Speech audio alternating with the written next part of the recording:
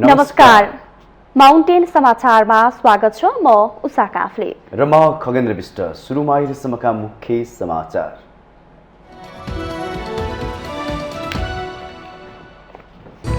एमालेको चुनावी घोषणापत्र सार्वजनिक। सबै प्रकारका भत्ता वृद्धि गर्ने 5 वर्षमा मुलुकको अर्थतन्त्र 100 खर्ब पुर्याउने लक्ष्य।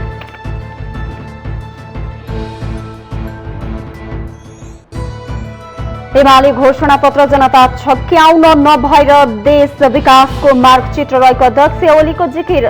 घोषणापत्रमा प्रस्तुत प्रतिबद्धता पूरा नभए आफूसँग भुक्तानी माग्न आउन आग्रह।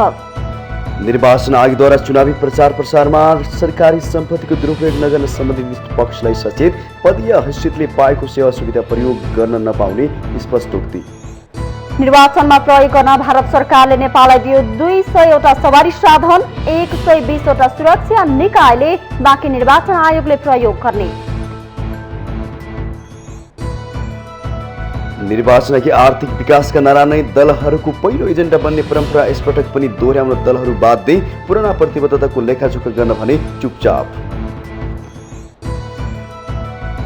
अमेरिका र दक्षिण कोरियाले संयुक्त सैनिक अभ्यास विस्तार गरेमा उत्तर कोरियाको आक्रोश। थप शक्तिशाली कदमहरू चालिने यङयाङको चेतावनी। र आइसिसी टी20 विश्वकप क्रिकेटमा इङ्ल्यान्डसँग न्युजिल्यान्ड पराजित। श्रीलङ्कासँग हारेको अफगानिस्तान उपाधि होडबाट बाहिरियो।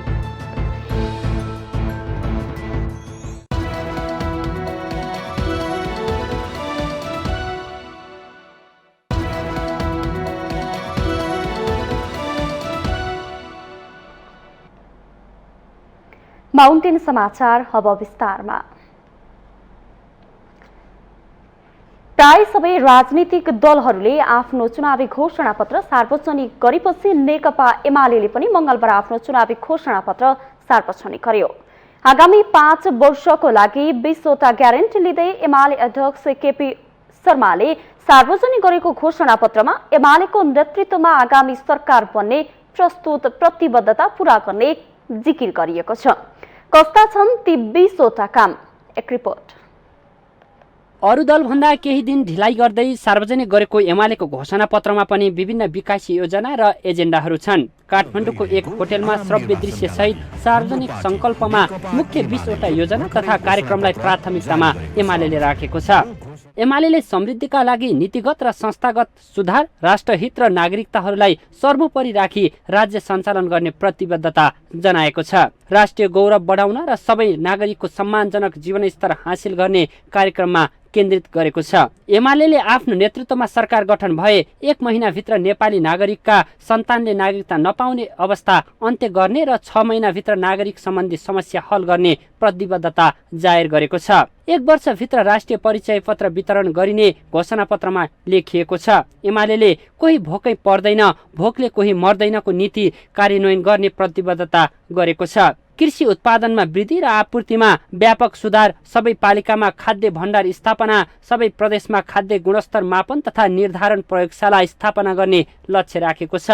नयाँ ढङ्गले ऐतिहासिक ढङ्गले प्रारम्भ गर्नको लागि केही प्रस्तावहरू टाइम बाउन्ड वर्किङ क्यालेन्डरको रूपमा हामीले ल्याएका हौँ हैन। हाम्रा केही नीतिहरू, केही कार्यक्रमहरू, केही योजनाहरू त्यहाँ प्रस्तुत गरिएका छन्। त्यो चाहिँ कुनै सपना देखाउने कुरा मात्रै होइन, हामी गर्न सक्छौँ भन्ने दृढ विश्वासको आधारमा अगाडि सारिएका कुराहरू हुन्। हामी गरेर देखाउँछौँ, गरेर देखाएपछि जनताले पत्याउँछन्। मुलुकको चाहिँ जनशक्ति र मुलुकको स्रोत साधनको प्रभावकारी परिचालन गरेर आर्थिक हैसियतलाई माथि उठाउने, देशलाई समृद्ध बनाउने, नागरिकलाई सुखी बनाउने, यो घोषणापत्रको मूल थ्रस्ट चाहिँ यो हो। मुख्य गरिकन हामीले चाहिँ 74 को घोषणापत्रमा जे प्रतिबद्धताहरू व्यक्त गरेका थियौँ, छोटो समय सरकारको नेतृत्व गरे, केही समय सरकारको नेतृत्व गऱ्यौँ र हामीले त्यो घोषणापत्र कार्यान्वयन गर्ने सामर्थ्य राख्छौँ भन्ने कुरा स्थापित गरेका छौँ।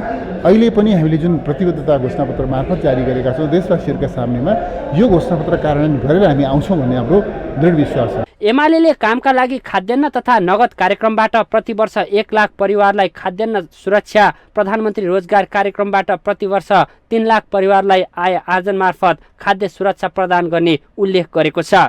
स्वदेशी उत्पादन र विदेशी उपभोग्यका लागि मेक इन नेपाल अभियान सञ्चालन गर्ने, आवासविहीनहरूलाई सुरक्षित आवास र मर्यादित जीवन उपलब्ध गराउने, सबैका लागि काम र नियमित कमाईको सुनिश्चितता गर्ने, पूर्ण साक्षर देश र उद्यमशील शिक्षित युवाको नीति कार्यान्वयन गर्ने एमालेको प्रतिबद्धता छ। आफूले सुरु गरेको तर पूरा गर्न नसकेका कामहरूलाई सम्पन्न गर्ने पहिलो प्राथमिकतामा एमालेले राखेको छ। हाम्रो घोषणापत्रमा खालि एउटा प्रतिबद्धता मात्रै व्यक्त गरिएको छैन। हाम्रो घोषणापत्रको अरूको भन्दा भिन्न विशेषता के हो भने हामी यसप्रति सङ्कल्पबद्ध प्रतिबद्ध मात्रै छैनौँ, हामी ती कुराहरूप्रति हाम्रो ग्यारेन्टी छ।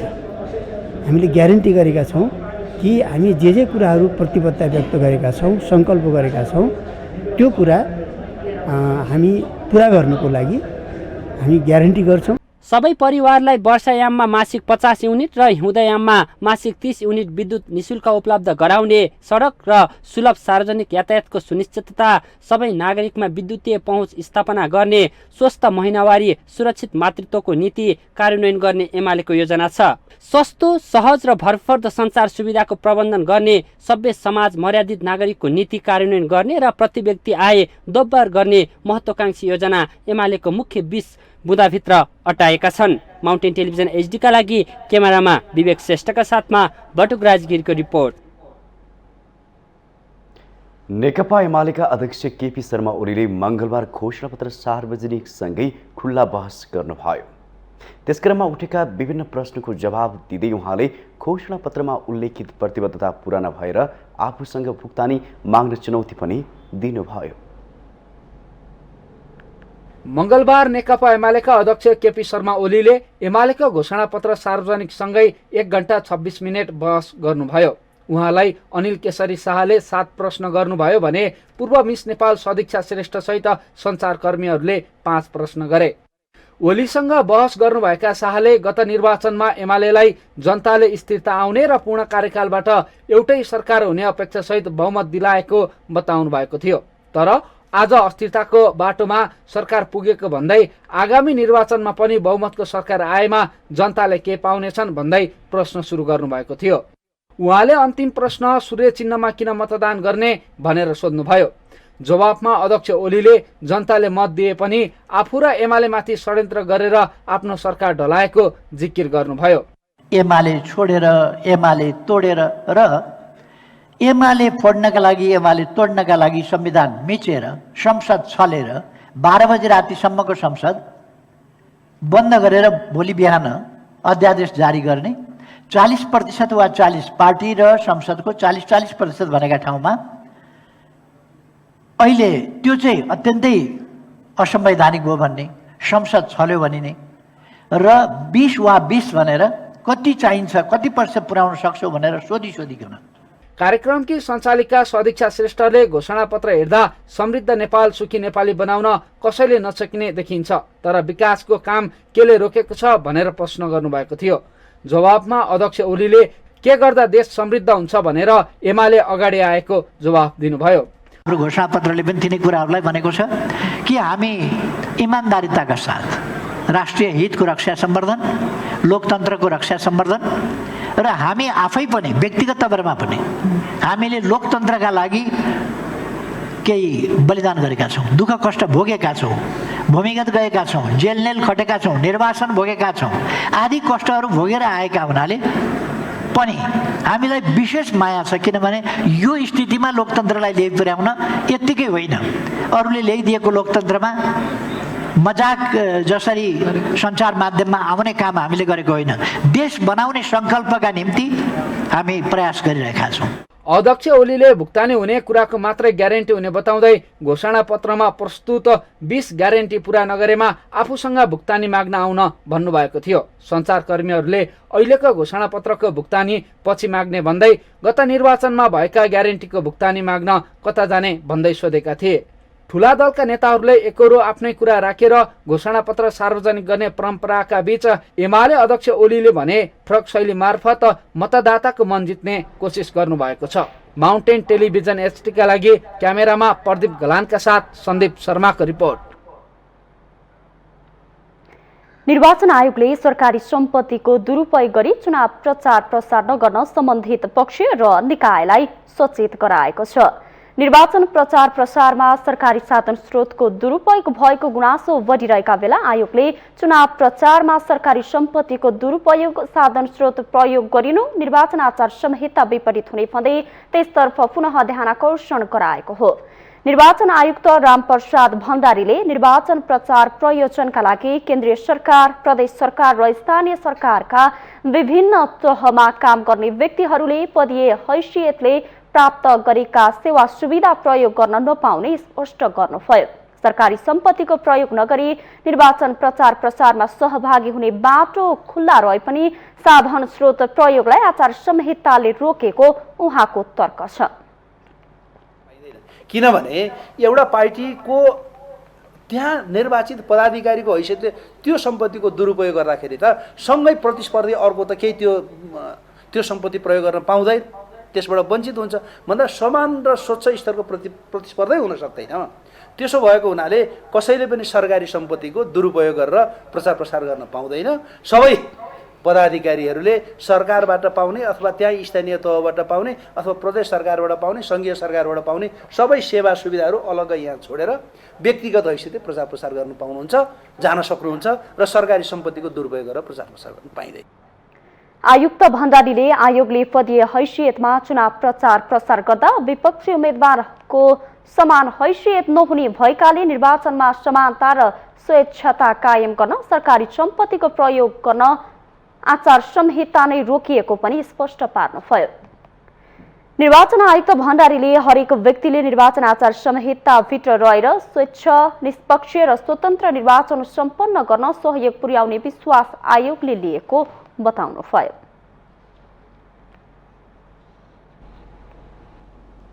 आगामी मुख्य 4 गते हुने निर्वाचनमा प्रयोग गर्न भारतले नेपाललाई 200 सवारी साधन उपहार स्वरूप प्रदान गरेको छ। मंगलबार अर्थ मन्त्रालयमा नेपाल सरकारलाई भारत सरकारले उपहार स्वरूप 200 सवारी साधन प्रदान गरेको हो। एक कार्यक्रम 20 अर्थमन्त्री जनार्दन शर्माले नेपालका लागि भारतीय राजदूत नवीन श्रीवास्तवबाट उपहार स्वरूप सवारी साधन ग्रहण गर्नुभयो।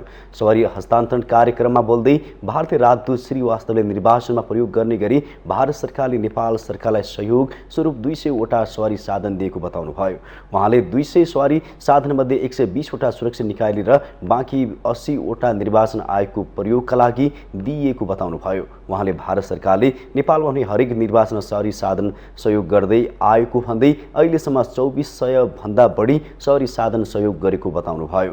राजदूत श्रीवास्तवले नेपाल प्रहरी र सशस्त्र प्रहरी बललाई झण्डै 200,000 वटा र नेपाली सेना र निर्वाचन आयोगलाई 400 वटा गरी हालसम्म भारतले नेपाल निर्वाचनको समयमा 2400 भन्दा बढी सवारी साधन उपहार दिएको बताउनुभयो।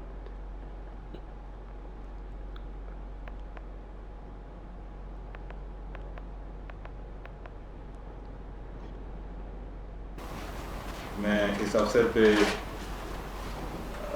हार्दिक बधाई देना चाहूँगा नेपाल सरकार को, अर्थ मंत्रालय और गृह मंत्रालय को कि जिस तरह से वे तैयारी कर रहे हैं आने वाले चुनावों के बारे में।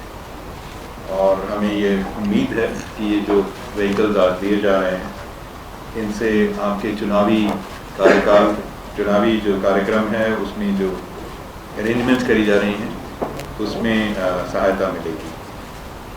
भारत सरकार और भारत कई वर्षों से इलेक्शंस के लिए व्हीकल्स देता रहा है। आज तक करीबन हम 2400 व्हीकल्स दे चुके हैं। कार्यक्रममा अर्थमन्त्री शर्माले निर्वाचनको लागि सवारी साधन सहयोग गरेकोमा भारत सरकारलाई धन्यवाद दिनुभयो।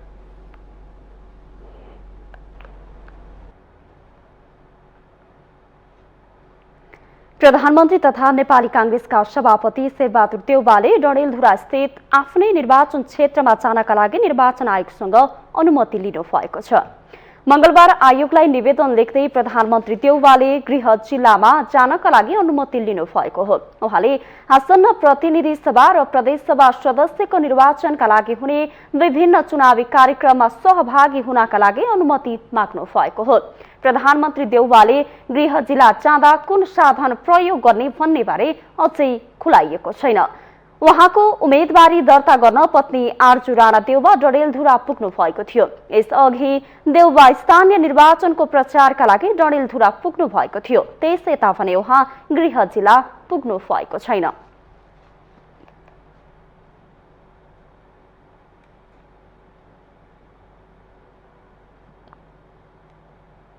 माउन्टेन समाचारमा पालो भएको छ ब्रेकको।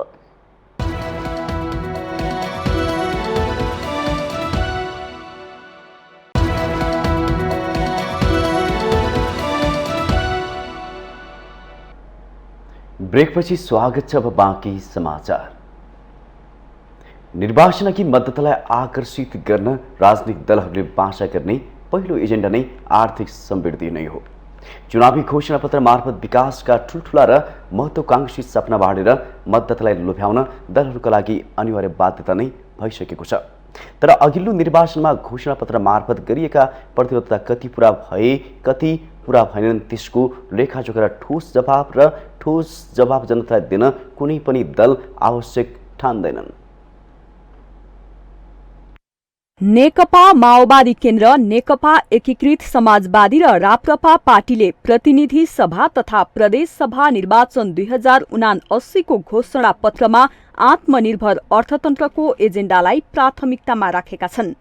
एकै दिन घोषणापत्र सार्वजनिक गरेका माओवादी, नेकपा एस र राप्रपाले आत्मनिर्भर अर्थतन्त्रमा जोड दिने प्रतिबद्धता गर्दै मतदातालाई लोभ्याउने पुरानै सूत्र प्रयोग गरेका छन्।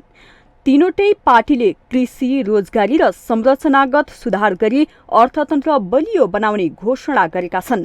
माओवादी केन्द्रले घोषणापत्र मार्फत वित्तीय संघीयता कार्यान्वयन गरी सातै प्रदेशमा आत्मनिर्भर अर्थतन्त्र, आर्थिक क्रान्तिको नारा, 2 अङ्कको आर्थिक वृद्धि, कृषि र किसानलाई केन्द्रबिन्दुमा राख्ने पुरानै बाचा नयाँ शैलीमा दोहोर्याएको छ। समृद्ध किसान देशको शान, आत्मनिर्भर कृषि हाम्रो अभियान माओवादीको नारा छ। अबको हाम्रो मुख्य काम भनेको आर्थिक क्रान्ति, आर्थिक समृद्धि या सुशासन र समृद्धि नै हो। शान्ति क्षेत्रको रूपमा स्थापित गर्ने, 2 अङ्कको आर्थिक वृद्धिको आधार निर्माण गर्ने, कृषि र किसानलाई केन्द्रबिन्दुमा राख्ने, कृषियोग्य जमिन बाँझो राख्ने स्थितिको अन्त्य गर्ने, जग्गा एकीकरण, चक्लाबन्दी र सामूहिक खेती मार्फत कृषि उत्पादन वृद्धि गर्ने, बाली लगाउन अघि नै कृषि मल खेतबारीमा पुग्ने व्यवस्था गर्ने। आर्थिक विकासको सपना देखाउन नेकपा एकीकृत समाजवादीले चुनावी घोषणा पत्रमा वर्षभर कर तिर्ने करदातालाई 1 महिनाको कर बराबरको रकम फिर्ता गर्ने, नेपाली ध्वजावाहक पानीजहाज सञ्चालन ल्याउन पहल गर्ने, देशभरका अन्तर्राष्ट्रिय र आन्तरिक विमानस्थलहरूमा अत्याधुनिक, व्यवस्थित, सुविधा सम्पन्न र सुरक्षित हुने गरी विस्तार तथा आधुनिकीकरण गर्ने बाचा गरेको छ। कृषि का निम्ति प्रयोग गरिने मल कारखाना, मलको एजेन्सी धेरै आकाश मल कारखाना देशभित्रै स्थापना गर्नुपर्छ। त्यसका निम्ति हामी काम गर्नेछौँ। बाँझो भूमिको उपयोग गर्ने, धेरै भूमि कृषि भूमि अहिले बाँझो रहिरहेको छ, त्यसको उपयोग गर्ने नीति ल्याउने र त्यसलाई कृषि उत्पादन वृद्धिका निम्ति उपयोग गर्ने हाम्रो नीति रहेको छ अथवा त्यो प्रतिबद्धता रहेको छ। त्यसका कृषि बीमाको व्यवस्थापन गर्नुपर्छ भन्ने हाम्रो धारणा छ। त्यो भौतिक पूर्वाधार र यातायातको एकीकृत योजनाबद्ध विकास गर्ने, हवाई सेवाको विकास र विस्तार गर्ने, योजनाहरू मर्मत सम्हार गर्नका लागि एकीकृत युटिलिटी करिडोरको अवधारणा कार्यान्वयन गरी मर्मत सम्हारका सबै काम एउटै संयन्त्रले गर्ने प्रणालीको विकास गर्ने। त्यस्तै राष्ट्रिय प्रजातन्त्र पार्टीले आगामी 5 वर्षमा रोजगारी र आय आर्जनका अवसरहरू वृद्धि गरी उपभोग तथा बचत गर्ने र क्षमता वृद्धि गर्ने, आर्थिक वृद्धि दर 8% पुर्याउने, स्वदेशी कच्चा पदार्थमा आधारित उद्योगहरूलाई राज्यबाट सुविधा र संरक्षण प्रदान गर्ने, स्वदेशी उत्पादनमा कर घटाइने र सुविधा बढाइने जस्ता आर्थिक विकासका मुद्दा अघि सारेको छ। समष्टिगत अर्थतन्त्र, समतामूलक समृद्धि, सूचना प्रविधिमा आधारित बनाई थप मितव्ययी र पारदर्शी सार्वजनिक खर्च प्रणाली, करको संरचना र दरमा सुधार गरी थप सरल, वैज्ञानिक र समन्वयित कर प्रणाली, स्वदेशी कच्चा पदार्थमा आधारित उद्योगहरूलाई राज्यबाट सुविधा र संरक्षण प्रदान गरिने, उत्पादनमूलक, रोजगारीमूलक, उच्च प्रतिफलयुक्त क्षेत्रलाई विकास गर्न सरल ब्याज दरमा सार्वजनिक ऋण प्रवाह गरिने, आवश्यकता र उत्तरदायिताको आधारमा सार्वजनिक संस्थानको पुनर्संरचना, पुनर्स्थापना, स्वदेशी कच्चा पदार्थमा आधारित उद्योगहरूलाई राज्यबाट सुविधा र संरक्षण प्रदान गरिने। यस अघिका घोषणा पत्रमा गरिएका प्रतिबद्धता र बाचामा धोका पाइरहेका मतदाताले भने अब यस्ता आश्वासन कागजी खोस्टा मात्र बन्ने हो कि भनेर मूल्याङ्कन गर्ने नै छन्। तैपनि नागरिकलाई यिनै मध्ये कसैलाई छनौट गर्नुपर्ने बाध्यता छ। अहिले घोषणा पत्र, संकल्प पत्र, प्रतिबद्धता पत्रको महत्व प्रमाणित गर्ने दायित्व भने दलहरूकै हो। माउन्टेन टेलिभिजन एचडीका लागि राजनीतिक ब्युरोको रिपोर्ट। मङ्सिर 4 गते हुने प्रतिनिधि सभा र प्रदेशसभा निर्वाचनमा उम्मेदवारी दिएका उम्मेदवारहरूले यसपटक पनि जनतालाई पुरानै आश्वासन देखाइरहेका छन्। मतदातालाई आफूतर्फ आकर्षित गर्न विकास निर्माणदेखि आर्थिक समृद्धिका नारालाई अगाडि सारेका छन्। एक रिपोर्ट। गण्डकी प्रदेशको 4वटा प्रदेश सभाको निर्वाचन क्षेत्र भएको बागलुङ जिल्लामा 5 दलीय गठबन्धन र एमाले लगायत अन्य पार्टीबाट प्रदेश सभामा उम्मेद्वार बनेका उम्मेद्वारले आफू निर्वाचित भएको खण्डमा जिल्लाको समुचित विकास गर्ने, युवालाई रोजगारी लगायतका आर्थिक समृद्धिका मुद्दा अगाडि सारेका छन्। प्रतिनिधि सभाका लागि बागलुङ क्षेत्र नम्बर 1 अन्तर्गत प्रदेश सभा कमा नेकपा एमालेबाट उम्मेद्वारी दिएका हीरा बहादुर केसी जिल्लामा हुने सम्पूर्ण भ्रष्टाचार हटाउने, जनतालाई खुसी बनाउन, बागलुङको समृद्धि गर्न आफू लागि पर्ने बताउनुहुन्छ। मध्य पहाडी राजमार्ग, कालीगण्डकी करिडोर सडक सम्पन्न गराउने र पर्यटक भित्र्याउने काममा लाग्ने उहाँको प्रतिबद्धता छ। त्यो सम्भावनाहरूलाई व्यवहारमा रूपान्तरण गर्नको लागि हामीले बागलुङको यो कालीगण्डकी कोरिडोर, मध्य पहाडी राजमार्गलाई शीघ्र सम्पन्न गरेर पूर्ण रूपमा सञ्चालनमा ल्याउने, बागलुङ बजारको सिटी ब्युटिफिकेसनको बृहत्तर प्रोजेक्ट सम्पन्न गरेर बागलुङलाई पर्यटकहरू आउने एउटा सहरको रूपमा विकास गर्ने। यस्तै जिल्लाको क्षेत्र नम्बर 2 प्रदेश सभा कबाट उम्मेद्वार बनेका नेपाली कांग्रेस बागलुङका जिल्ला सभापति जित बहादुर शेरचन जनताको स्वास्थ्य सेवाको लागि अस्पताल नै मुख्य एजेन्डा बनाएर अगाडि बढ्नु भएको छ। अस्पताल छैन, कम्तीमा 50-100 अस्पताल बनाउनु पर्ने छ। त्यहाँको वरिपरिका थुप्रै आय आर्जन गर्ने, व्यवसायिक कृषि गर्ने ठाउँहरू छन्। ती व्यवसायिक कृषि गर्ने ठाउँहरूलाई जनजीविकासँग जोडेर हामीले अलिकति प्राविधिक ढङ्गले, टेक्निकल ढङ्गले काम गरेर भोलि त्यो ठाउँलाई उत्पादनसँग जनतालाई जोडेर हामीले त्यहाँको आय आर्जन बढाउन सक्ने परिस्थिति थुप्रै छ।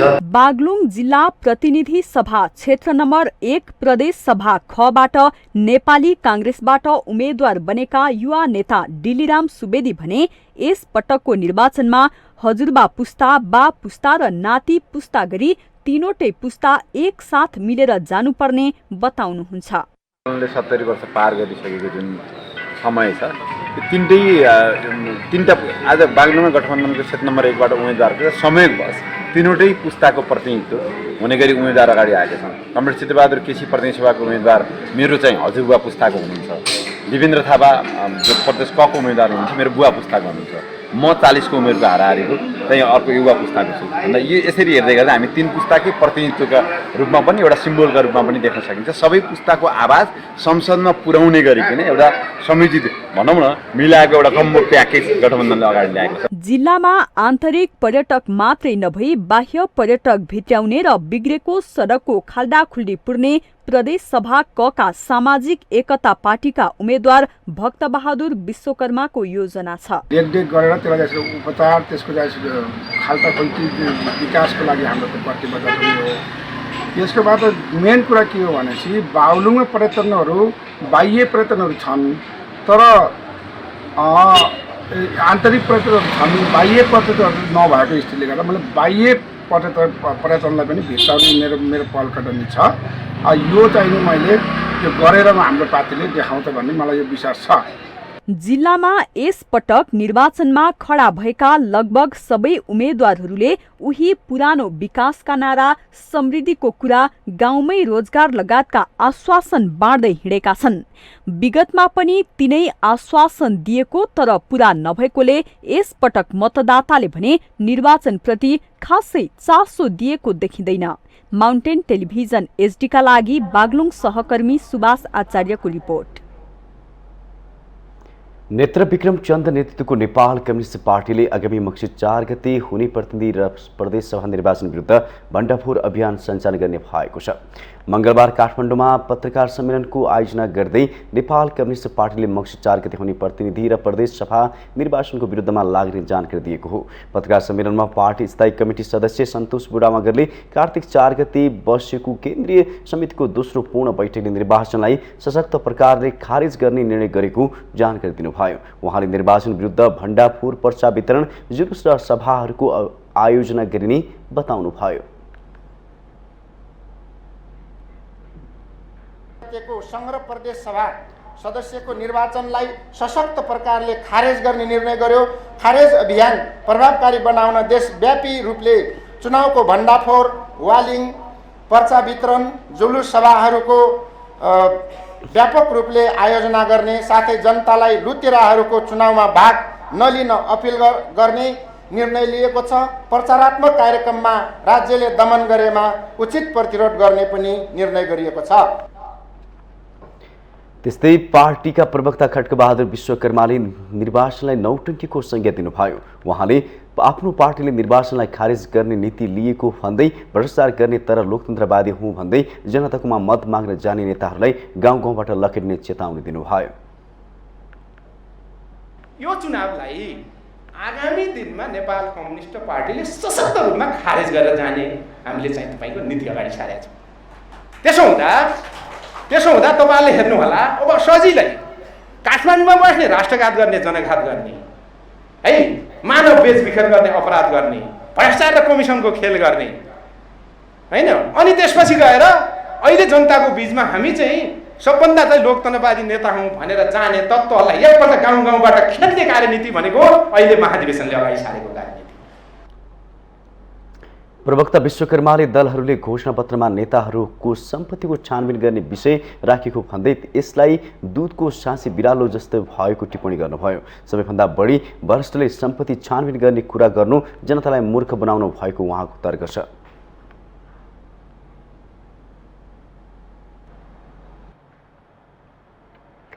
सर्वोच्च अदालतले ललितपुर 3 मार राष्ट्रिय स्वतन्त्र पार्टीको उम्मेद्वार डाक्टर तोसीमा कार्कीको उम्मेदवारी तत्काल खारिज नगर्न निर्वाचन आयोगका नाममा अन्तरिम आदेश जारी गरेको छ। मंगलबार न्यायाधीश डाक्टर कुमार चुडालको एकल इजलासले कार्कीको उम्मेदवारी खारिज गर्ने निर्वाचन आयोगको निर्णय तत्काल कार्यान्वयन नगर्न अन्तरिम आदेश जारी गरेको हो। यस विषयमा सर्वोच्चले निर्वाचन आयोगसँग लिखित जवाफ पनि माग गरेको छ। कार्की नेपाल मेडिकल काउन्सिलको निर्वाचित सदस्य रहेको र उक्त पद लाभको पद भएको भन्दै निर्वाचन आयोगले 12 कार्तिकमा कार्कीको उम्मेदवारी खारेज गरिदिएको थियो। आयोगको उक्त निर्णय विरुद्ध कार्कीले सोमबार सर्वोच्च अदालतमा रिट दिनुभएको थियो।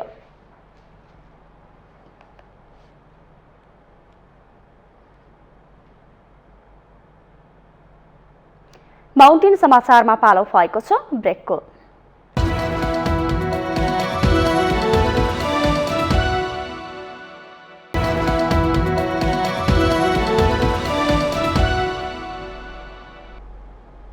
ब्रेकपछि स्वागत छ बाँकी समाचार। विभिन्न परिवर्तनको अग्रमोर्चामा रहेका विद्यार्थी संगठनहरू यति बेला संघ र प्रदेशको निर्वाचनमा नेताहरूको पछि लागेर आफ्नो माओ पार्टीलाई भोट हाल्न आह्वान गरिरहेका छन्। राजनीतिको धारलाई नै परिवर्तन गर्न सक्ने सामर्थ्य भएका विद्यार्थी संगठनहरू यो चुनावमा राजनीतिक दलको झोला बोक्ने भरियामा मात्रै सीमित हुन्छन् या त्योभन्दा माथि उठेर आफ्नो विचार व्यक्त गर्छन् भन्नेमा अझै पनि दुविधा छ। प्रतिनिधि र प्रदेशसभा सदस्यको निर्वाचन आउन 2 हप्ता मात्र बाँकी छ। राजनैतिक दल सम्बद्ध युवा तथा विद्यार्थी संगठनहरू पनि आफ्नो माओ पार्टीलाई जिताउन हरसम्भव कोसिस गरिरहेका छन्। देशमा भएका विभिन्न परिवर्तनका महत्त्वपूर्ण भूमिका खेलेका विद्यार्थी संगठनहरूले चुनावमा मुलुकको समस्या सम्बोधन गर्ने प्रतिनिधि छान्न जनतालाई सहयोग गर्नुपर्ने हो, तर अवस्था त्यस्तो छैन। विद्यार्थी नेताहरू आफ्नो माओ पार्टीलाई जिताउन कम्मर कसेर लागेका छन्। के तपाईहरू नेताको झोला मात्रै बोक्ने हो भन्ने प्रश्नको जवाफ विद्यार्थी संगठनका नेताहरू यसरी दिन्छन्। हामी दलको नेताको झोले होइनौं, हामी एजेन्डालाई शिरमा राखेर अगाडि बढ्ने, सहयोगदारलाई सम्मान गर्दै अगाडि गर्ने र राजनीतिक परिवर्तनका लागि हामीले जसरी भूमिका खेल्यौं, हामीले ल्याएको व्यवस्था ध्वस्त बनाउने चलखेल हुँदाखेरिमा त्यसलाई ध्वस्त बनाउने, त्यो षड्यन्त्रहरूलाई चकनाचुर पार्ने काम पनि हाम्रो काँधमा हुन्छ भनिसकेपछि राजनीतिक हिसाबले जनतालाई सुसज्जित बनाउने, राजनीतिक हरेक किसिमको चाहिँ व्यवस्थाको मुहान हो, त्यो मुहानमा भएका फोहोरलाई सफा गर्ने र देशलाई साँच्चै सही ढङ्गले अगाडि बढाउने कुरामा एजेन्डा प्रधान भएर विद्यार्थी आन्दोलन अगाडि बढ्छ। त्यो निर्वाचनमा अनुरा ढङ्गले अनेरा सबै क्रान्तिकारीलाई हुम्न पर्ने र गठबन्धनका पक्षमा परिणाम ल्याउन पर्ने जे राष्ट्रिय दायित्व, यो पार्टी जिताउनका लागि, माओवादी केन्द्रलाई जिताउनका लागि अनेरा सबै क्रान्तिकारी यसको भातृ सङ्गठन भएको कारणले गर्दाखेरि मात्रै यो दायित्व हाम्रो काँधमा छ भन्ने हामीले बुझिरहेका छैनौँ। यो हाम्रो अगाडिको राष्ट्रिय दायित्व हो। यो राष्ट्रिय दायित्व लिएर अगाडि बढ्दाखेरि झोले भनेर लगाउने आरोप त यो मिथ्या, एकदम कपोकल्पित भ्रामक आरोप हो भन्ने ठान्छु मैले। पछिल्लो समय विद्यार्थी नेतृत्वमा विद्रोही चेत हराउँदै गएको छ। शैक्षिक र जनजीविकाका सवालमा कुनै समय खरो रूपमा उत्रिने विद्यार्थी संगठनका नेताहरूमा पार्टीका शीर्ष नेतृत्वको निकट हुने र उनीहरूकै गुणगान गाउनेमा सीमित देखिन्छ। विपक्षी पार्टीको सरकार हुँदा विरोधको स्वर निकाल्ने विद्यार्थी संगठन आफ्नो माओ पार्टीको सरकारले गरेका जस्तो सुकै नराम्रो काममा पनि चुइक्क बोल्न सक्दैनन्। राजनीतिक परिवर्तनमा विद्यार्थी संगठनहरूले खेलेको विगतको भूमिकालाई अहिलेका संगठनहरूले के भुलेकै हुन् त? सबैलाई एउटै डालोमा मूल्याङ्कन गर्नु चाहिँ उचित हुँदैन। हामीले राजनीतिक परिवर्तन हामीले पनि 62-63मा हामीले झन्डा बोकेको राजाका विरुद्धमा भनेपछि आज व्यवस्था बदलिसके पछाडि काहीँ न काहीँ नाफामा, काहीँ न काहीँ आफ्नो विलासी जीवनमा, काहीँ न काहीँ आफ्नो जिन्दगीको मात्रै सोचाइमा लागेको कारणले त आम विद्यार्थी आन्दोलन घेरिएको छ। तर हामी जस्ता विद्यार्थी नेताहरू पनि यहाँ छौँ नि त। हामीले के अरे चाहिँ खेलेको भूमिका आज दलहरूकै नेताहरूले गल्ती कमजोरी गर्दाखेरि हाम्रै पार्टीका नेताका विरुद्धमा नि खबरदारी गर्ने, हाम्रै पार्टीका नेताका विरुद्धमा सडकमा उभिने र मसाल बाल्ने आँट सास त हामीमा पनि छ नि। आफ्नो माओ पार्टीलाई जिताउने रटान भन्दा पनि राजनीतिलाई सेवाको रूपमा हेर्ने उम्मेदवारलाई जिताउनु पर्छ भन्ने कुरामा युवा पिँढीलाई सचेत गराउन सके विद्यार्थी संगठनको सार्थकता स्थापित हुन सक्छ। होइन भने विद्यार्थी संगठन नेताहरूको स्वार्थ पूर्ति गर्ने गोटी हुन् भन्ने आम बुझाइ जस्ताको त्यस्तै रहने निश्चित छ। माउन्टेन टेलिभिजन एसटीका लागि नवराज पौडेल, काठमाडौँ। नेपाल बहुधार्मिक, बहुसांस्कृतिक र बहुभाषिक मुलुक मात्र नभएर धार्मिक सद्भाव तथा सहिष्णुताले भरिपूर्ण देश हो। यसको ज्वलन्त नमुना हो मुख अष्टमी पर्व। यस दिन भगवान महादेवलाई पञ्चबुद्धको मुकुट पहिर्याई बुद्धको रूपमा पूजा गरिन्छ। एक रिपोर्ट। मंगलबार मुख अष्टमीका दिन कुम्बेश्वर, पशुपतिनाथ र पनौती महादेव लगायतका मन्दिरमा रहेको शिवलिङ्गमा पञ्चबुद्धको मुकुट राखी महादेवलाई बुद्धको रूपमा पूजा आराधना गरिएको छ। मुख अष्टमी अर्थात् कार्तिक शुक्ल पक्ष अष्टमीका दिन पञ्चबुद्ध अंकित मुकुट ललितपुर स्थित कुम्बेश्वर मन्दिरको शिवलिङ्गमा मन्दिरका मूल पुजारीले मुकुट पहिराउनु भयो। पशुपतिनाथ मन्दिरको शिवलिङ्गलाई पनि भगवान बुद्धका रूपमा पञ्चबुद्धको मुकुट पहिराएको छ। पशुपतिनाथको शिवलिङ्गमा चैत्यसहितको सुन तथा चाँदीको पञ्चबुद्धको मुकुट तन्त्र तथा वज्रयान तान्त्रिक र सनातन वीर्यबाट विशेष पूजा गरिने कुम्बेश्वर महादेवका पुजारी माधव शरण शर्मा बताउनुहुन्छ। र आजको दिनमा भगवान शिवले आफ्नो रूपलाई फरक पार्नु भएको। आज जगतमै सबै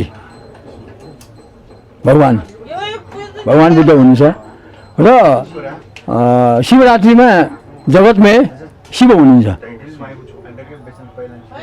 चाहे त्यो बुद्धको मन्दिर होस्, चाहे यो अर्को मन्दिरहरू होस्, अर्को भगवानहरू होस्, त्यो दिनमा जसरी शिवमय भए जस्तै अब जुन आज सबै भगवान् बुद्धको रूप धारण गर्नुहुन्छ भन्ने जुन कथन छ। परापूर्व कालमा भगवान बुद्धले विरूपाक्षबाट शिवलाई पञ्चबुद्धको मुकुट पहिराएर बचाएकाले शिवलिङ्गमा पञ्चबुद्धको मुकुट लगाएर मुख अष्टमी मनाउने गरेको किंवदन्ती छ। वज्रयान तथा महायानहरूले भने महादेवलाई आफ्नो गुह्य स्थानमा दिगम्बर देवताको रूपमा पूजा गर्ने बेताजो चक्रराज वज्राचार्य बताउनुहुन्छ। यज्ञ होम आदि गर्दा 8 जना देवताहरूमा ईशान देवताको रूपमा महादेवलाई पूजा अर्चना गरिने उहाँको भनाइ छ। माने हामी चाहिँ हाम्रो चाहिँ वज्रयान महायानमा चाहिँ हामीले चाहिँ उहाँलाई चाहिँ हामीले चाहिँ बोधिसत्व रूपले हामीले चाहिँ मानेर आइरहेको छ। अब अरूले चाहिँ कुन तर्फबाट चाहिँ मानिरहेको त्यो हामीले चाहिँ त्यो सबैले चाहिँ जानिरहेको नि छ। त्यो हामीले चाहिँ महायान वज्रयानबाट हामीले चाहिँ उहाँलाई चाहिँ जुन होम गर्दाखेरि उहाँ चाहिँ ईशान कुण्डमा चाहिँ उहाँ बस्नुहुन्छ है। ईशानमा चाहिँ महादेव भनेर चाहिँ हामीले चाहिँ जुन ध्वजा राखेर हामीले चाहिँ पूजा गरेर आइरहेको छ। त्यस कारणले आजको दिनमा चाहिँ उहाँलाई चाहिँ पञ्चबुद्धको मुकुट लगाएर उहाँले चाहिँ धेरै नै उहाँको चाहिँ जुन चाहिँ भयभीत भएको छ त्यो भयभीत चाहिँ मुक्त भएको दिन। त्यस कारणले चाहिँ हामीले चाहिँ त्यो जुन दिनमा चाहिँ हामीले चाहिँ त्यो मुकुट लगाएको छ त्यो दिन चाहिँ हामीले चाहिँ मुख अष्टमी भनेको छ। मुख भनेको हामीले चाहिँ टाउकोमा लाउने चाहिँ जुन चाहिँ मुख भयो त्यो मुख चाहिँ नाम स्वरूप हामी चाहिँ मुख अष्टमी भनेर चाहिँ हामी आज यस दिन तन्त्र तथा वज्रयानी बौद्ध मार्गीहरू पशुपतिनाथलाई अष्टबोधिसत्वको रूपमा पुज्ने गर्दछन्। विशेष गरी महायानी तथा वज्रयानी र शैव धर्मावलम्बीहरूले यो पर्व मनाउने गर्दछन्। यस दिन भगवान बुद्धको जन्मस्थल लुम्बिनी लगायत विभिन्न स्थानमा रहेका महाविहार र बैलहरूमा मुख अष्टमी उपोष्ट व्रत बसी बुद्ध, लोकेश्वर, बोधिसत्व, तारा र प्रज्ञा पारमिताको साधना गर्ने गरिन्छ। धर्मलाई राजनीतिक स्वार्थका लागि प्रयोग गरेर समाजमा वैमनुष्यता फैलाउनेहरूलाई नेपालको सनातनी र बौद्ध धर्मको अद्भुत एकता, समन्वय र सहअस्तित्व पर्वको रूपमा मुख अष्टमीले गतिलो सन्देश दिएको छ। शैविक समुदाय अर्थात् सनातन धर्मावलम्बी र बौद्ध धर्मावलम्बीहरूको बीचमा यो एउटा अनौठो, अत्यन्तै दुर्लभ र विश्वमा कहीँ नभएको धार्मिक सहिष्णुताको प्रतीकको रूपमा रहेको यस्तो सम्पदा, यस्तो संस्कृतिले नेपालको पहिचानलाई नेपालमा मात्र नभएर विश्वमा नै एउटा धार्मिक सहिष्णुताले परिपूर्ण भएको देशको रूपमा चिनाएको छ। माउन्टेन टेलिभिजन एचडीका लागि क्यामेरामा अमर राउतका साथ विसन्तर साक्यको रिपोर्ट। निर्वाचन आयोगले आचार संहिता उल्लङ्घन विरुद्ध परेका उजुरीका आधारमा एकै दिन 9वटा स्पष्टीकरण सोधेको छ। आयोगले लाभको पदमा रहेका निर्वाचनका उम्मेदवार, स्थानीय जनप्रतिनिधि, शिक्षक तथा सरकारी कर्मचारी समेत गरी मङ्गलबार एकै दिन 24 घण्टाभित्र स्पष्टीकरण दिन भन्दै 9वटा स्पष्टीकरण सोधेको हो। निर्वाचन आचार संहितामा नेपाल सरकार, प्रदेश सरकार र स्थानीय सरकार अन्तर्गतका निकाय, अर्ध सरकारी तथा सार्वजनिक संस्था र सोमा कार्यरत कर्मचारीले कुनै राजनीतिक दल वा उम्मेदवारको पक्ष वा विपक्षमा प्रचार प्रसारमा संलग्न हुन वा प्रचार प्रसारमा गर्न नहुने व्यवस्था उल्लेख गरिएको छ। आयोगमा हालसम्म 150 उजुरी परेकोमा करिब 60वटा स्पष्टीकरण सोधिएको छ। आयोगले आचार संहिताको पालना गर्न सबैमा आग्रह गर्दै उल्लङ्घनको उजुरी र सूचना प्राप्त भएमा अनुसन्धान र कारबाही प्रारम्भ हुने समेत बताएको छ।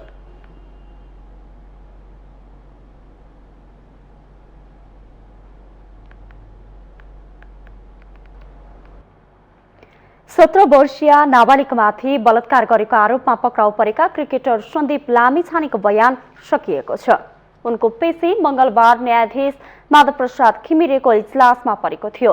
बयान सकिएसँगै अब बुधबारदेखि थुन्चेक बहस हुने भएको छ। सरकारी वकिलको कार्यालयले सन्दीप लामिछाने विरुद्धको मुद्दा सोमबार अदालतमा दर्ता गरेको थियो। प्रहरीले कार्तिक 4 गते नै उनी विरुद्धको अनुसन्धान सकेर प्रतिवेदन कार्यालयमा बुझाएको थियो। तर तिहार विधाको कारण अदालतमा मुद्दा दर्ता हुन सकेको थिएन। उनले 17 वर्षीय नाबालिगलाई भदौ 5 गते काठमाडौँको एक होटलमा पुर्याएर 2 पटक बलात्कार गरेको आरोप छ। भदौ 6 गते उनी टी20 खेल्न केन्या गएका थिए। पीडित नाबालिगले आफूमाथि बलात्कार भएको भन्दै भदौ 21 गते प्रहरी वृत्त गौशालामा जाहेरी दिएकी थिइन्।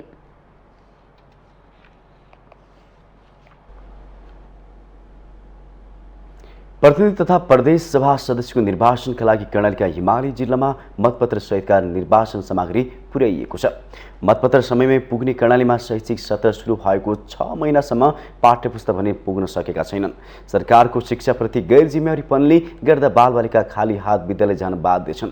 कर्णालीका डोल्पा, हुम्ला, कालीकोट लगायतका हिमाली जिल्लामा अझै पाठ्यपुस्तक पुगेको छैन।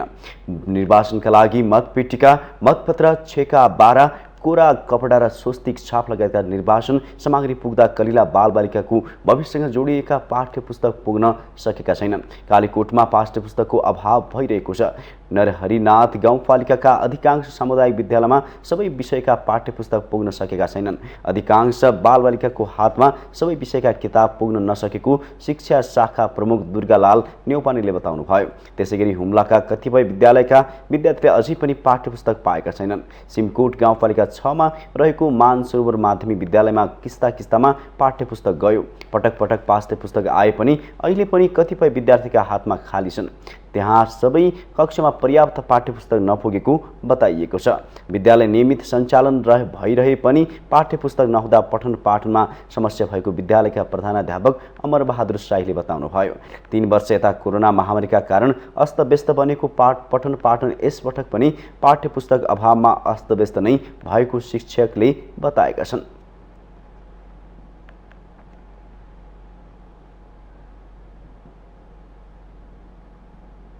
हामीसँग आर्थिक अन्तर्राष्ट्रिय र खेल समाचार बाँकी नै छन्। माउन्टेन समाचारमा पालो भएको छ ब्रेकको।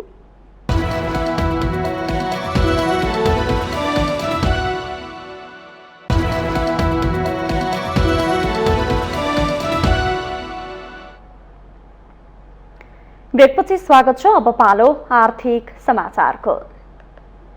आर्थिक समाचारको साथमा मेरो देश मेरो जगदम्बा सिमेन्ट, गुणस्तरको नयाँ स्तर Riddhi Siddhi cement, Jagadamba super sign तथा ग्याल्वा प्लस जस्ता पाता जीवनभरको भरोसा। मेगा बैंक नेपाल लिमिटेड, विश्वास जित्दै अघि बढ्दै। सर्वोत्तम सिमेन्ट, सर्वोत्तम मजबुती।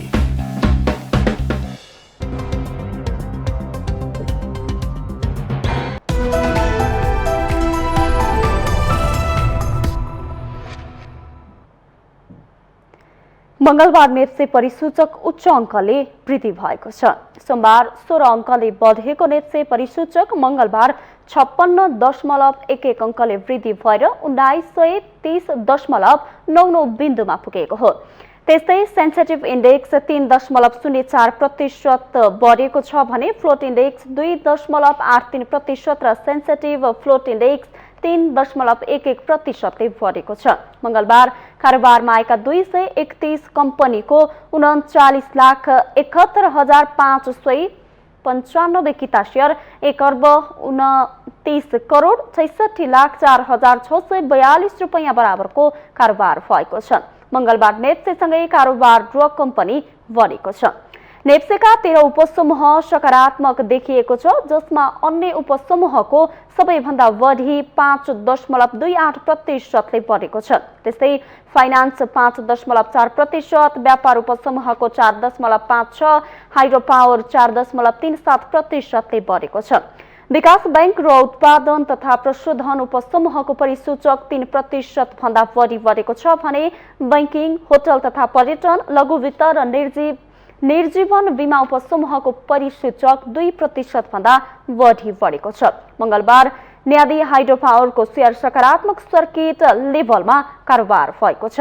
त्यस्तै युनिभर्सल पावर कम्पनीको शेयर मूल्य 9% बढेको छ भने union hydro power, mountain hydro Nepal, Divyeshwari hydro power र प्रोग्रेसिभ फाइनान्सको शेयर मूल्य 8% भन्दा बढी बढेको छ। यस दिन एनआईसी एसिया बैंकको 6,65,00,000 रुपैयाँ बराबरको शेयर खरिद बिक्री भएको छ।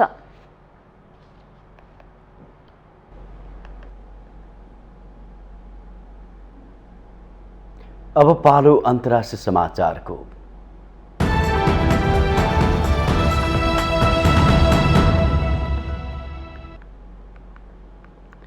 अमेरिकाले दक्षिण कोरियासँग संयुक्त सैनिक अभ्यास विस्तार गरेको भन्दै उत्तर कोरियाले आक्रोश व्यक्त गरेको छ।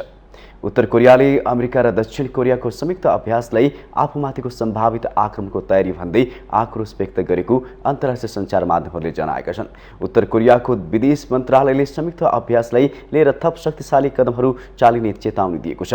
अमेरिका र दक्षिण कोरियाले F-35 लडाकु जेट विमान सहित 200 वटा भन्दा बढी विमान सम्मिलित हवाई अभ्यास थालेपछि उत्तर कोरियाको चेतावनी युक्त प्रतिक्रिया आएको हो। उत्तर कोरियाले धमाधम हात हतियार परीक्षण गर्दै आणविक हमलाको धम्की दिन थालेपछि अमेरिका र दक्षिण कोरियाले पनि आफ्नो प्रतिरक्षा बढाउन थालेका हुन्। उत्तर कोरियाले नयाँ कीर्तिमान नै राखेर यस वर्ष हतियारको प्रदर्शन गरेको छ। विकासको क्रममा रहेको अन्तर्महादेशीय क्षेप्यास्त्र र मध्यम दूरीका क्षेप्यास्त्र लगायत उत्तर कोरियाले 40 भन्दा बढी ब्यालिस्टिक क्षेप्यास्त्र जापानतर्फ प्रक्षेपण गरेको छ।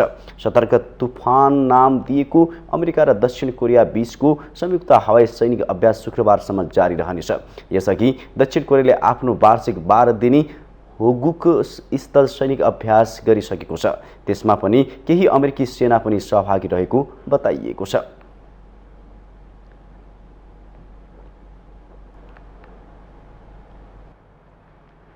ब्राजिलका निर्वाचन प्रमुखले लुइज इनासियो लुला दा सिल्भालाई राष्ट्रपति निर्वाचनको विजेता घोषणा गरेको 24 घण्टाभन्दा बढी समय भइसक्दा पनि पराजित बहालवाला राष्ट्रपति जैर बोल्सोनारोले अझै हार स्वीकारेका छैनन्, जसका कारण ब्राजिलमा कठिन संक्रमणकालको अनुमान गरिएको छ। बोल्सोनारोका समर्थकले नवनिर्वाचित लुलाको पदभार रोक्न सैन्य हस्तक्षेपको माग गर्दै प्रदर्शन गरेका छन्। एक रिपोर्ट। वामपन्थी धारका चर्का प्रतिस्पर्धीसँग लुला दा सिल्भासँग झिनो अन्तरले चुनाव हारेपछि उग्र दक्षिणपन्थी बहालवाला राष्ट्रपति जैर बोल्सोनारो राजधानी ब्रसिलिया स्थित आफ्नो सरकारी निवासमा सुत्न गएको बताइएको छ। बोल्सोनारोको मौनताले उनले चुनावी नतिजा नस्वीकार्न सक्ने चिन्ता बढाएको छ। विगतमा उनले मतदान प्रणालीबारे अपुष्ट सन्देहहरू व्यक्त गरेका थिए। विगतमा बोल्सोनारोले सार्वजनिक गरेका चर्का वक्तव्यमा उनले ईश्वरले मात्र आफूलाई पदबाट हटाउन सक्ने जस्ता कुरा गरेका थिए, जसले गर्दा बोल्सोनारोको सार्वजनिक उपस्थितिलाई व्यग्रतापूर्वक प्रतीक्षा गरिएको छ। ब्राजिलको सर्वोच्च निर्वाचन सम्बन्धी अदालतले लुलाले राष्ट्रपतीय निर्वाचन जितेको घोषणा गरेको थियो। सबै मतगणना सकिँदा लुलाले 50.9% र बोल्सोनारोले 49.1% मत पाएका थिए। लुलालाई ब्रिटेन, चीन, फ्रान्स, भारत र रुस सहित संसारभरबाट बधाई आउने क्रम सुरु भएको छ। अमेरिकी राष्ट्रपति जो बाइडेनले उनको जित स्वतन्त्र, निष्पक्ष र भरपर्दो चुनावपछि आएको बताएका छन्। पराजित उम्मेद्वारले हार स्वीकारेको वक्तव्य दिने र विजेतालाई फोन गरेर बधाई दिने परम्परा रहे तापनि बोल्सोनारो अझै मौन छन्। जित यता लुलाले आफ्ना पराजित प्रतिद्वन्दीबारे केही बोलेका छैनन्। बरु उनले सोमबार ब्राजिल आएका अर्जेन्टिनाका राष्ट्रपति अल्बर्टो फर्नान्डिजसँग भेटे। सोमबार बिहान राष्ट्रपतिका सल्लाहकार र उनका उपराष्ट्रपतीय उम्मेद्वार बोल्सोनारोको निवासमा पुगेको देखिएको थियो। तर बोल्सोनारोसँग उनीहरूको भेट भए नभएको र उनले के भने भन्ने स्पष्ट छैन। ब्राजिलका सञ्चार माध्यमहरूले राष्ट्रपतिको पत्रकार सम्मेलनका लागि सबै तयारी भइसकेको जनाएका छन्। तर त्यो आउँदो केही घण्टाभित्र हुने नहुने कसैलाई थाहा छैन। यस बीचमा बोल्सोनारोका निकट साझेदारहरूले लुलाको जित स्वीकार गरेका छन्, जसमा तल्लो सदनका प्रभावशाली नेता र साओ पाउलो राज्यका नयाँ गभर्नर समेत छन्। विश्लेषकहरूका अनुसार लुलाले छिट्टै पाएको देशभित्र र बाहिरको साथले गर्दा बोल्सोनारोलाई चुनावी नतिजाको प्रतिवाद गर्नु कठिन हुने अनुमान गरिएको छ। यद्यपि बाहिरिन लागेका राष्ट्रपतिको असहयोगी व्यवहारले लुलाले पद सम्हाल्नु अघिको 2 महिने संक्रमणकाल निकै असहज बनाउन सक्छ। बोल्सोनारोको हारले उनका कतिपय समर्थकहरूलाई निकै दुखी बनाएको छ। लुलाले 1 जनवरी 2023मा शपथ लिनेछन्। ब्राजिलका कम्तीमा 13 वटा राज्यमा बोल्सोनारो समर्थक लरी ड्राइभरहरूले सडक अवरोध गरेका छन्। भिडियोहरूमा देखिए अनुसार उनीहरूले जनवरीमा हुने लुलाको पदभार रोक्न सैन्य हस्तक्षेपको माग गरिरहेका छन्। यस निर्वाचनले ब्राजिलमा देखाएको विभाजन हटिहाल्ने देखिँदैन। सन् 2018 को निर्वाचनका बेला लुला जेलमा थिए र उक्त पदका लागि प्रतिस्पर्धा गर्न प्रतिबन्धित थिए। त्यस पृष्ठभूमिमा उनले सबैलाई चकित पार्ने गरी नाटकीय रूपमा शक्तिमा फर्किएका हुन्। माउन्टेन टेलिभिजन एचडीका लागि अन्तर्राष्ट्रिय ब्युरोको रिपोर्ट। अब पालो खेल समाचारको।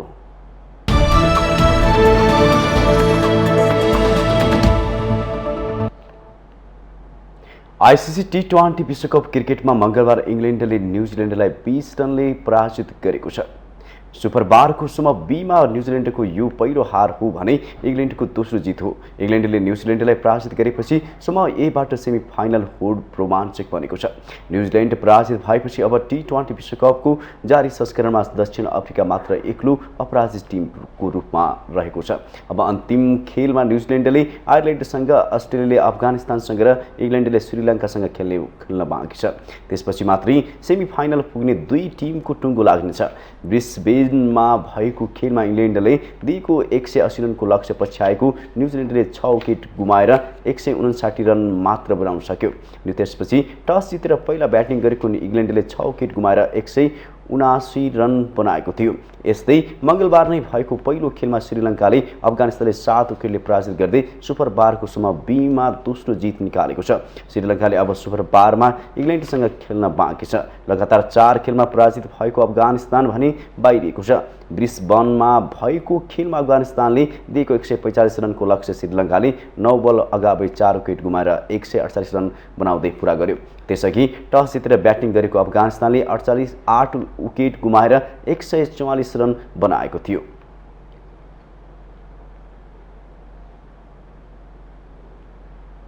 अंकित सुवेदीको शतकको सहयोगमा प्रदेश 1ले प्रधानमन्त्री कप पुरुष 1 दिवसीय प्रतियोगितामा बागमती प्रदेशमाथि 69 रनको जित निकालेको छ। मंगलबार कीर्तिपुर स्थित त्रिभुवन विश्वविद्यालयको मैदानमा सम्पन्न खेलमा प्रदेश 1ले दिएको 305 रनको लक्ष्य पछ्याएको बागमतीले 45.5 ओभरमा सबै विकेट गुमाएर 235 रनमा समेटियो। बागमतीका लागि नन्दन यादवले 48 बलमा 3 चौका र 3 छक्का सहित सर्वाधिक 43 रन जोडेका थिए। जितसँगै समूह बी को प्रदेश 1ले दोस्रो खेलबाट पहिलो जित निकालेको छ। 2 खेलमा जित निकालेको पुलिस 4 अङ्कका साथ तालिकाको शीर्ष स्थानमा रहँदा प्रदेश 1 2 अङ्कका साथ तालिकाको दोस्रो स्थानमा छ। प्रतियोगिता अन्तर्गत मंगलबार नै भएको अर्को खेलमा विभागीय टोली एफईएफ क्लबले सुदूरपश्चिम प्रदेशमाथि 10 विकेटको फराकिलो जित निकालेको छ। मुलपानी क्रिकेट मैदानमा सम्पन्न खेलमा भुवन कार्कीले 4 विकेट दिँदा सुदूरपश्चिम 27 ओभरमा समेटिएको हो। सुदूरपश्चिमले 27 ओभर खेल्दा सबै विकेट गुमाएर मात्र 67 रन जोडेको थियो। 68 रनको लक्ष्यसहित जवाफी ब्याटिङ गरेको एफईएफले 11.2 ओभरमा बिना विकेटको क्षतिमा पूरा गरेको थियो। एफईएफका लागि ओपनर द्वय प्रदीप ऐरी र आसिफ शेखले अभिजित क्रमशः 25 र 42 रन जोडे। प्रतियोगितामा बुधबार पनि 2 खेल हुनेछन्। कीर्तिपुर मैदानमा कर्णाली र गण्डकी तथा मुलपानी मैदानमा बागमती र लुम्बिनी प्रदेश बीच खेल हुनेछ।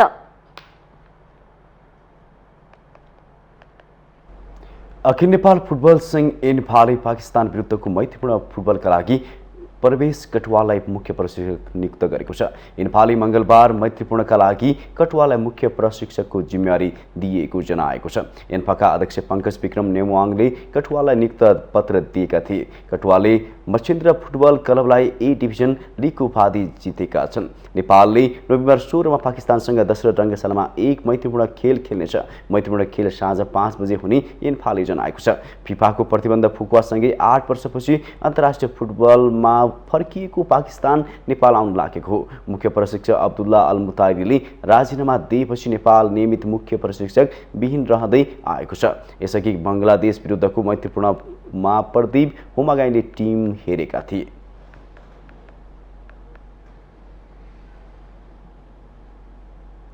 माउन्टेन समाचारमा पालो भएको छ ब्रेकको।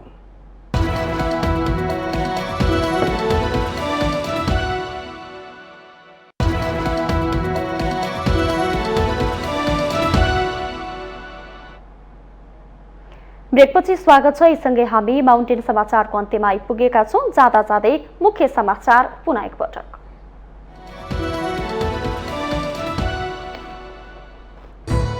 एमालेको चुनावी घोषणा पत्र सार्वजनिक। सबै प्रकारका भत्ता वृद्धि गर्ने, 5 वर्षमा मुलुकको अर्थतन्त्र 100 खर्ब पुर्याउने लक्ष्य। एमाले घोषणापत्र जनता छक्याउन नभएर देश विकासको मार्गसित रहेको अध्यक्ष ओलीको जिकिर, घोषणापत्रमा प्रस्तुत प्रतिबद्धता पूरा नभई आफूसँग भुक्तानी माग्न आउन आग्रह। निर्वाचन आयोगद्वारा चुनाव प्रचार प्रसारमा सरकारी सम्पत्तिको दुरुपयोग नगर्न सम्बन्धित पक्षलाई सचेत, पदीय हैसियतले पाएको सेवा सुविधा प्रयोग गर्न नपाउने प्रश्नोक्ति। निर्वाचनमा प्रयोग गर्न भारत सरकारले नेपाललाई दियो 200 वटा सौर्य साधन, 120 वटा सुरक्षा निकायले बाँकी निर्वाचन आयोगले प्रयोग गर्ने। निर्वाचन अघि आर्थिक विकासका नारा नै दलहरूको पहिलो एजेन्डा बन्ने परम्परा यसपटक पनि दोहोर्याउन दलहरू बाध्य, पुराना प्रतिबद्धताको लेखाजोखा गर्न भने चुपचाप। अमेरिका र दक्षिण कोरियाले संयुक्त सैनिक अभ्यास विस्तार गरेकोमा उत्तर कोरियाको आक्रोश, सब शक्तिशाली कदमहरू चालिने प्योङयाङको चेतावनी। हिजो आइसिसी टी20 विश्वकप क्रिकेटमा इङ्ल्यान्डसँग न्युजिल्यान्ड पराजित, श्रीलङ्कासँग हारेको अफगानिस्तान उपाधि होदबाट बाहिरियो।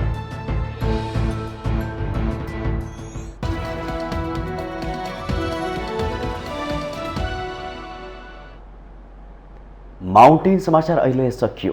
सत्य, तथ्य र निष्पक्ष समाचारका लागि माउन्टेन टेलिभिजन HD हेर्दै रहनुहोला। नमस्कार।